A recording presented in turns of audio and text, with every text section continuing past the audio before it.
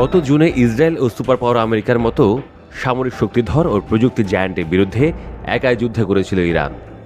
শুধু তাই নয়, সেই যুদ্ধে আধুনিক অস্ত্রশস্ত্র ও প্রযুক্তি নির্ভর এই দুই পরাশক্তিকে রীতিমতো ঘোল খাইয়েছে ইরানের সামরিক বাহিনী। ইসরায়েল ও আমেরিকার মতো তুখোড় শক্তিধর রাষ্ট্রকে এভাবে নাস্তানাবুদ করায় রীতিমতো হতবাক হয়ে যায় গোটা বিশ্ব। যুদ্ধে নিজেদের ভান্ডারে থাকা পুরনো সব মিসাইল ব্যবহার করেই বাজিমাত করেছিল তেহরান।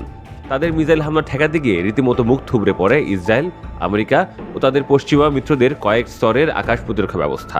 সেই যুদ্ধ থামলেও ইসরায়েল ও আমেরিকার সঙ্গে ইরানের এখনও উত্তেজনা চলছে।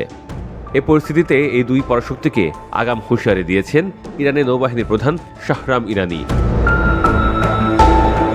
এক সাক্ষাৎকারে তিনি জানান, ইরানের সামরিক বাহিনীর কাছে এমন অনেক অস্ত্র সরঞ্জাম রয়েছে যা এখনও জনসমক্ষে আনা হয়নি। শত্রুপক্ষকে চমকে দেওয়া এবং তাদের পরিকল্পনা নস্যাৎ করার কৌশলের অংশ হিসেবেই এগুলো গোপন রাখা হয়েছে। ইরানের নৌবাহিনীর প্রধান বলেন, সাম্প্রতিক 12 দিনে চাপিয়ে দেওয়া যুদ্ধের সময় ইরানের নৌবাহিনী সর্বোচ্চ সতর্ক অবস্থায় ছিল। তবে পরিস্থিতির কারণে তখন সব ধরনের অস্ত্র ও সরঞ্জাম ব্যবহার করার প্রয়োজন পড়েনি। ওই স্বল্পমেয়াদী সংঘর্ষের সময় নৌবাহিনী সার্বক্ষণিকভাবে সমুদ্রপথ, সামুদ্রিক সীমান্ত এবং আন্তর্জাতিক বাণিজ্যের সঙ্গে যুক্ত নৌপথগুলো নিরাপদ রাখতে কাজ করে গেছে। এর যুদ্ধের সময় ইরানের সমুদ্র বাণিজ্য ও জাহাজ চলাচলে কোনো বাধা সৃষ্টি হয়নি।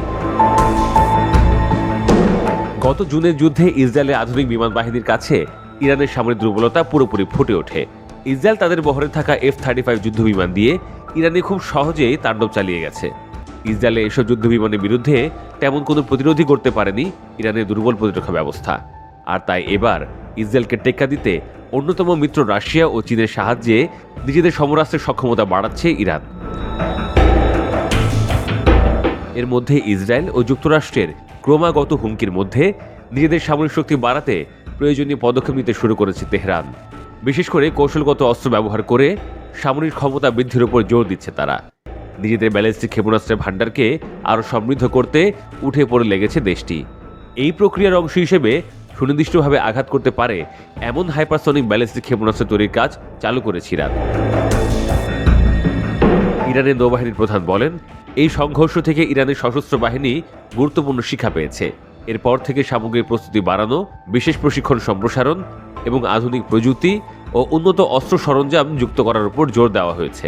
নজরদারি, পর্যবেক্ষণ ও আগাম সতর্কতা ব্যবস্থা উন্নত করা হয়েছে, যাতে সম্ভাব্য হুমকির জবাব দ্রুত ও কার্যকরভাবে দেওয়া যায়। শেষে ইসরায়েল ও আমেরিকাকে সতর্ক করে তিনি বলেন, ইরানের ভাণ্ডারে এখনও গোপন সব অস্ত্র রয়েছে।